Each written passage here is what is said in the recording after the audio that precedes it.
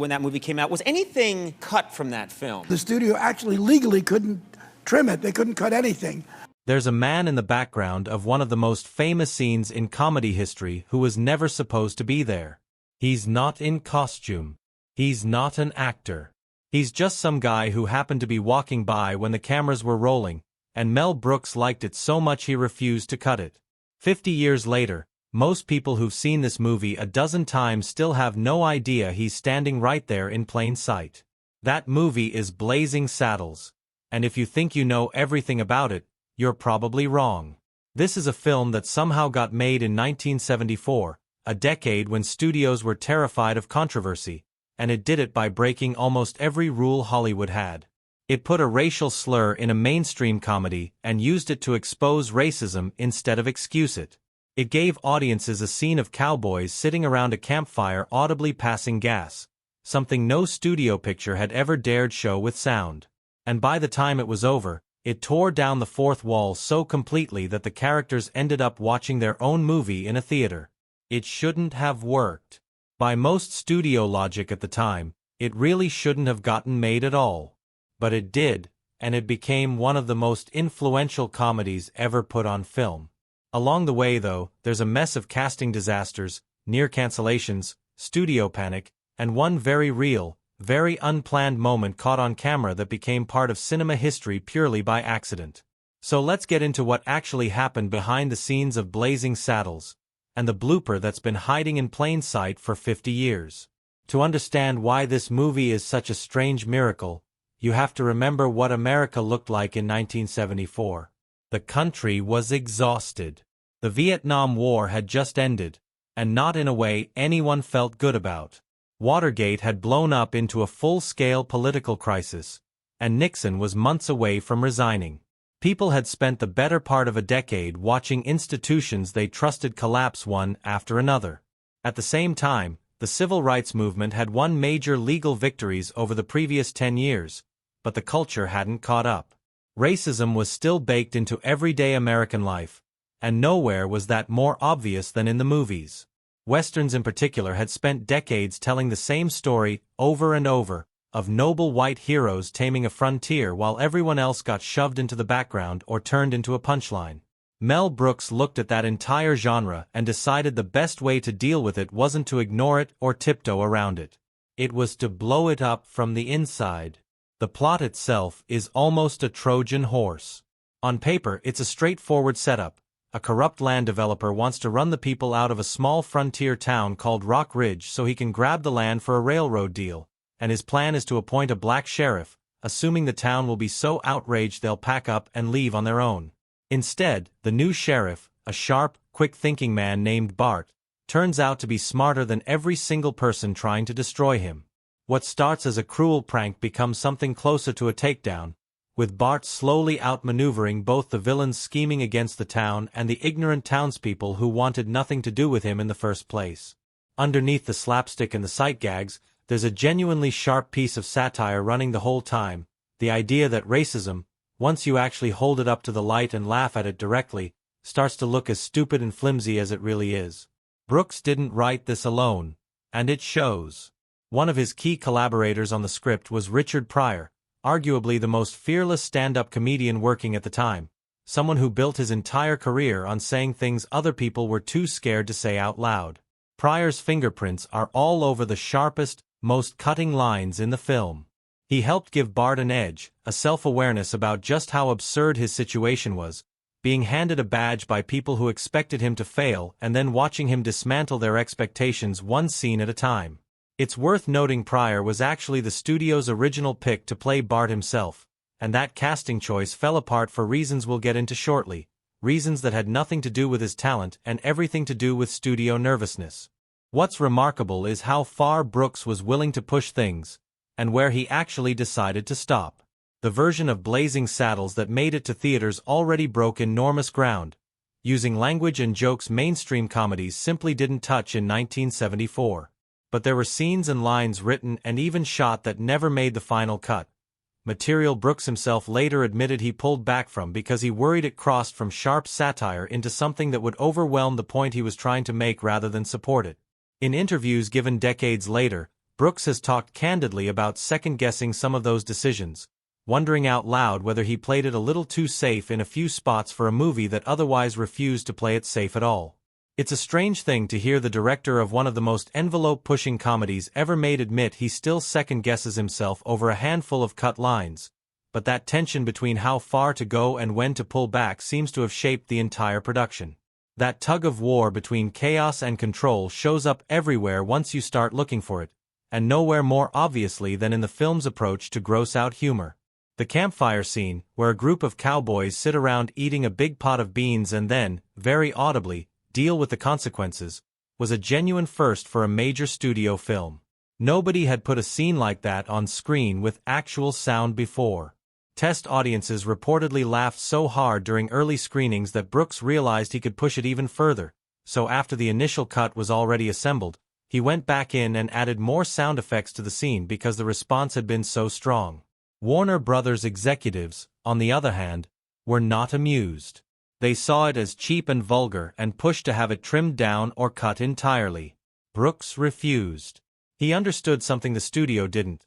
The joke wasn't really about flatulence, it was about tearing down the myth of the stoic, mythic movie cowboy by showing these men as exactly what they were: ordinary, dirty, exhausted guys who'd been living in the dirt and eating bad food, not legends carved out of granite. Audiences got the joke immediately, even if the executives took longer. That same willingness to let things get weird and unpolished carries through to the film's now famous ending, which is one of the earliest and boldest examples of a mainstream comedy completely breaking the fourth wall. Instead of wrapping up the final showdown inside the world of Rock Ridge, the fight spills literally off the set. The characters crash through the walls of a soundstage, stumble into a completely different movie being filmed next door, a glossy musical number that has nothing to do with the western they came from, and eventually end up brawling their way out onto the actual studio lot and into the street outside, where the chase runs right past a movie theater playing Blazing Saddles itself. It's an ending that basically admits the whole thing is a movie while it's still happening, which was an unusually bold structural choice for a mainstream comedy at that time. And it's inside this final sprawling chaotic sequence that the real, unplanned blooper happens, the one very few people ever clocked. As the cast bursts out of the studio gates and onto the public street for the climactic chase, watch the background carefully. A man in ordinary street clothes, clearly not part of the production, walks calmly through the middle of the shot.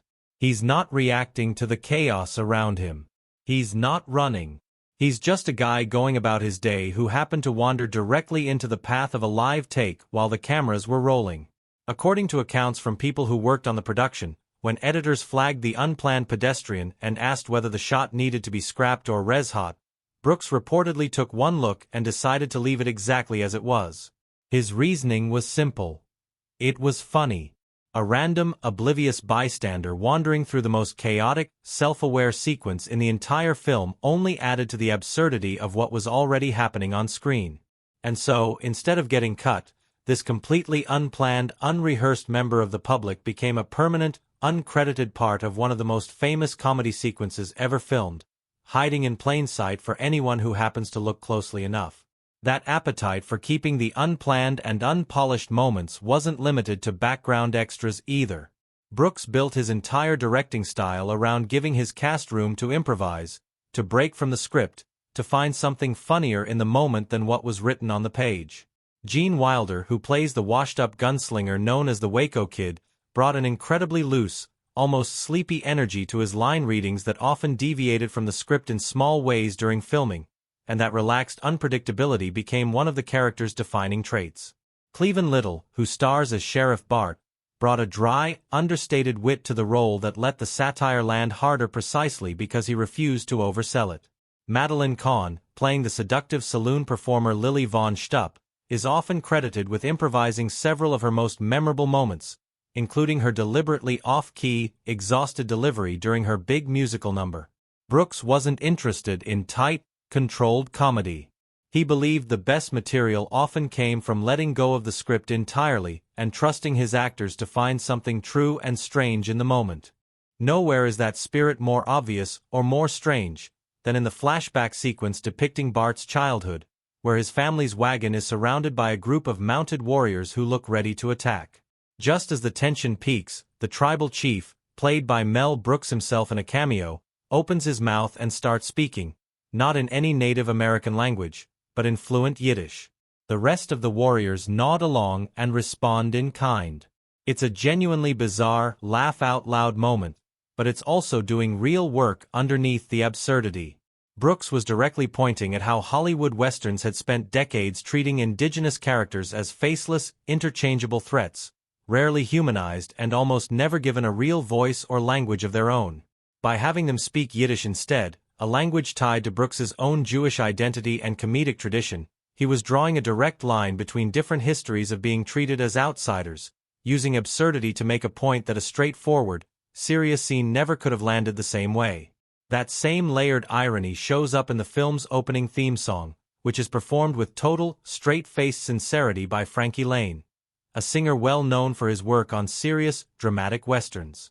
Laine's voice is rich and full of genuine emotional weight, exactly the kind of performance you'd expect over the opening credits of a classic, self-serious western epic. And that's precisely what Brooks wanted. According to accounts of the recording session, Brooks deliberately didn't tell Laine the film was a comedy, letting him deliver the song completely straight, as if it belonged in a prestige drama rather than a spoof. The result is a strange kind of comedic whiplash, a beautifully sincere performance sitting on top of lyrics packed with exaggerated Western cliches, creating a joke that works precisely because the singer himself never seems to be in on it. Behind all of this creative risk-taking, the actual production of Blazing Saddles was falling apart more than once before it ever reached theaters. The casting process alone went through several crises. As mentioned earlier, Richard Pryor was originally set to star as Bart, a role he had helped shape from the writing stage. But the studio ultimately refused to insure him for the production, citing his well-documented struggles with substance use and a recent legal issue connected to it. Without that insurance, he legally couldn't be hired to carry the film, no matter how perfectly suited he was for the part. Pryor stayed on in a writing capacity, but the lead role went instead to Cleavon Little, a respected stage actor with Broadway credits but very little film experience at the time. It turned out to be an inspired choice, but it wasn't the plan going in. Then there was the trouble with the Waco Kid. The role was originally given to Gig Young, an accomplished, Academy Award-winning actor with the exact weathered, world-weary presence the character called for. But Young was also dealing with serious alcoholism, and on what was reportedly his very first day of filming, during a scene where his character wakes up hanging upside down in a jail cell, he became visibly unwell on set, consistent with alcohol withdrawal. Production had to stop, and Brooks made the difficult call to remove him from the role almost immediately. Needing a replacement fast, Brooks turned to Gene Wilder, an actor he already trusted from their previous collaboration on The Producers. Wilder agreed on short notice, flew out, and reportedly began filming his scenes within a day or two of getting the call. What could have been a production-ending crisis instead produced one of the most beloved performances in the entire film. Even beyond the cast, Warner Brothers itself was deeply uneasy about what Brooks had made. Accounts from people involved in the production describe a famously awkward first screening for studio executives, where the room stayed almost completely silent through jokes that would later have audiences howling. Some executives reportedly worried the film was too crude and too politically risky to release widely, and there was internal discussion about giving it only a limited quiet release rather than a full theatrical push, essentially hoping it would come and go without drawing much attention. Brooks, however, had negotiated final cut approval on the project, meaning the studio couldn't legally force him to trim or soften the film against his wishes. It was an unusually strong position for a director to hold at the time, and it turned out to matter enormously, because when Blazing Saddles finally opened in early 1974, it did the exact opposite of quietly disappearing. Theaters extended its run again and again as word of mouth spread, and it ended up becoming one of the biggest comedy hits of the entire decade, eventually earning well over $100 million, a staggering number for a film the studio itself had seriously considered burying. Even the film's most over-the-top villain came with his own bit of real-world drama attached. Harvey Korman plays Hedley Lamar, the scheming architect behind the entire plot against Rock Ridge, and one of the film's running jokes has nearly every other character mistakenly calling him Hedy Lamar instead, an obvious nod to the famous Hollywood actress of the same near name. The joke was persistent enough throughout the film that the real Hedy Lamarr reportedly took issue with it and considered legal action over the use of her name. Rather than let it turn into a drawn-out court battle, the matter was reportedly settled privately outside of